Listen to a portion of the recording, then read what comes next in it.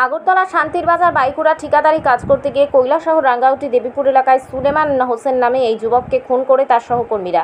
অবশেষে মরদেহ নিজ বাড়িতে নিয়ে আসা হয়। ঘটনার বিবরণে জানা যায়, রাঙ্গাউটি গ্রাম পঞ্চায়েতের অন্তর্গত দেবীপুর 2 নম্বর ওয়ার্ডের বাসিন্দা সুলেমান হোসেন ব্যক্তিগত কিছুদিন পূর্বে ঠিকাদারি কাজের উদ্দেশ্যে যান আগরতলা শান্তির বাজার বাইকুড়া এলাকায়। অনেক বছর থেকে তিনি ঠিকাদারি কাজ করে আসছেন। 3 দিন থেকে যোগাযোগ বিচ্ছিন্ন থাকার কারণে অনেক জায়গায় খোঁজাখুঁজি করতে থাকেন পরিবারের সদস্যরা। অবশেষে খবর আসে গতকাল সকালবেলা সেই সহকর্মীরা সুলেমান হোসেনকে খুন করেছেন।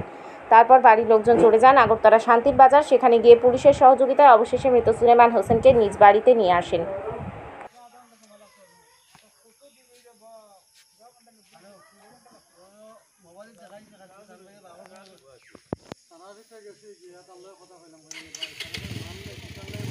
এইমাত্র নিয়ে আসছেন, একটু বাদে গাড়ির থেকে বের করবেন। রাঙ্গাউটির বাসিন্দা সুলেমান হোসেন।